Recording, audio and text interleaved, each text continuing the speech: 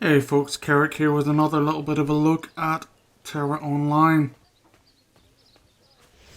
I've been trying to explain the game to some friends recently, and watching videos online has kind of left them with quite a few questions, so this is sort of a look at some of the mechanics in the game and some of the game UI features, that kind of stuff, rather than an actual look at the gameplay.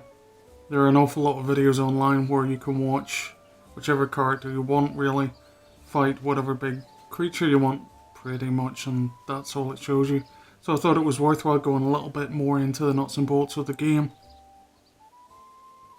As with the standard MMO, you can talk to people, pick up quests, hand stuff in, get rewards, all that usual stuff. On the quest front, we have a normal quest log. More information on the left with regards to rewards, where to find people. I think that puts it on the map. Yeah, you can see the little sparkly thing there now. Quite a nice little feature. You have your profile, on which you can pretty much put on whatever items you want, provided they're for your class and all that kind of stuff. Just drag and drop, same as usual really. Same with clothes too. One of the nice things is they do have sets where you can store a set of clothes and armor if you want, I don't know, a support set, or even if you just RP and you want a couple of different looks to stand around town and talking trade chat. While we're on this page, there's also these things to kind of keep an eye on. Crystals are like gems in other games. You can use them to augment your items, I think. Although, yeah, you can pretty much just drag and drop them in, as and where, which is nice. They don't really become bound. Well, not so far anyway, maybe the higher level ones do. So you can customize your items with those, should you happen to be lucky enough to find them. I've only managed to find one so far. Inventory. Yeah, fairly standard, fairly small, but there are some numbers across the bottom, so I'm assuming there are going to be extra bags that you can buy or whatever. Chat, quite a few different ones. To be fair, I've pretty much got most of it turned off. With it being a beta, there are an awful lot of assets running around. I don't really want to have to listen to it. What else? Yeah, user interface. As I said in a lot of videos, you see the interface that is there at the moment. The ability bars at the bottom kind of look a bit small, which I suppose they're kind of designed to look that way. You don't really need a lot of abilities. But the game does give you the option to pull some more in, move them around, kind of do what you want with the interface. All of the keys, of course, are rebindable, and you can lock it and unlock it, get rid of these. Pretty much you use it whatever way you want. The one difference is that, well, it's probably better if I show you actually. If I go and open my skills, quite a few abilities you have. The bottom half of this page actually is mainly racial ones, which are different depending on which race you pick. For the class spells, you'll always pretty much have one which acts as your auto attack. You don't actually have an auto attack in game. So you'll be given one kind of a fairly quick, repetitive spell that you can use as a basic attack. All of the other spells are pretty much up to you, but that one generally you want to have bound to, which is, well, not a new feature. I mean, the DC Universe did it as well, but I haven't really played a caster game that's done it yet. As you can see in the bottom, hang on, I'll just show you with the mouse. We have a button for left mouse and right mouse, which of course allows us to assign different spells to the mouse, which means that if we have, say for example, this, which is your basic fireball little quick attack, which goes straight to the crosshairs. So once those are over something that's actually targetable, you'll hit it. If you hold down the left mouse, of course that works. For the other ones, you can pretty much choose what you want. I could pull in Flame Pillar, which is your default kind of... Oh, I didn't mean to do that. It's your second default one. You start with the Flame Pillar spell and the Fireball. But you can drag and drop pretty much whatever you want. Backstep just happens to be the one I like, purely because it allows me to kind of jump back a little bit, a bit like a dodge. So it seems kind of sensible to have it there, I suppose. But you can pretty much change those to whatever you want. You could have different things like bandages. Obviously these are already on the UI. And even something called a lucky egg, which gives you random items. The game has quite a few professions in it.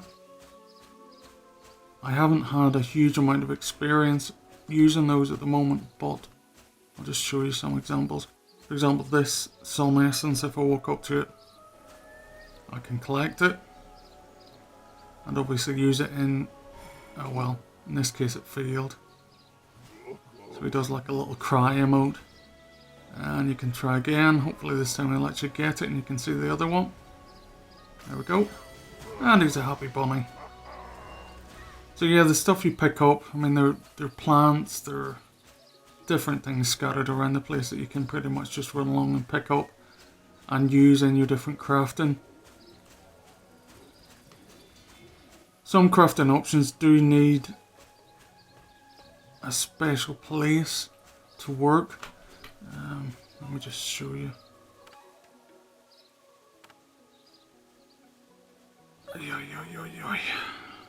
Okay, craft and extract. Yep, extraction is basically the ability to take weapons, armor, things like that, and to extract components from it basically, which you can then use in weaponsmithing, for example, or armor smithing, to create yourself new items. This does require a workshop, and I'm not too sure there's one on the starter area, so I haven't been able to have too big a play with that yet. However, you certainly can do it. There is also the ability to enchant stuff. I mean, in terms of items, as you can see where the mouse is at the moment, there are items that seem to buff enchantment. I don't actually have any items that are high enough level or worthy enough to enchant. I've pretty much tried everything, but it just won't have them all. I'm not sure whether that's a beta thing or whether it's just because the items are far too low. But you do have enchantments, you do have crafting. What else do we have? What else? We have pets. None at the moment, but obviously they're in. We have achievements and the usual achievement points if you want to be an achieve for. Exchange, obviously for trading. Let's get rid of some of this stuff. But yeah, combat is pretty much done with the mouse and your keys, as per usual, but because the mouse controls the screen, it's more of a target and reticule than anything else. That jump back being nice because it kind of gives you enough room to drop some of your other spells without getting your face slapped. So yeah, the combat is actually fairly dynamic. Really, you're not going to be standing still and casting a lot. You will be moving about, pressing buttons. A lot of these early kind of enemies don't really need it, but the more you move the better. Okay, we'll take a quick run back up to town again, have a look at the skill vendor. Just to give you an idea of the kind of scope of what you can expect.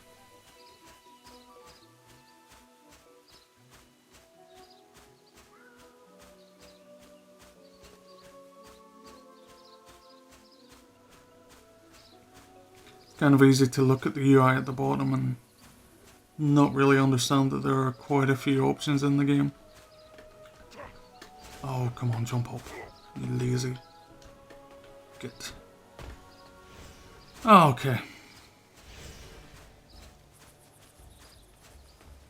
Teleport trainer. Don't want. Magic instructor, there we go. So yeah, the abilities are done by level. So as you level up, you'll get access to more and more abilities. Each ability also has a level itself. So, for example, I've got a level 2 fireball, a level 1 magma bomb, and those will go up as I level up. So there are quite a few options.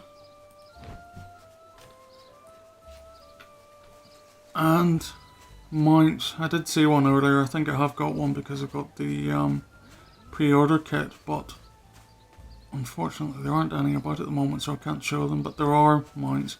I don't think there are any flying ones at the moment, but to be fair, I don't think they really need them either. So currently I think the max level is about 50. I'm not sure whether they're going to expand on that. I would guess they probably would do, but for the scope of the beta I think it only goes up to 22. But I have seen a few higher in videos, so pretty sure it stops about 50. So that's a little bit of a look at the systems inside Tera. I've been Keric. This has been Tera Online, the closed beta. You have a good evening.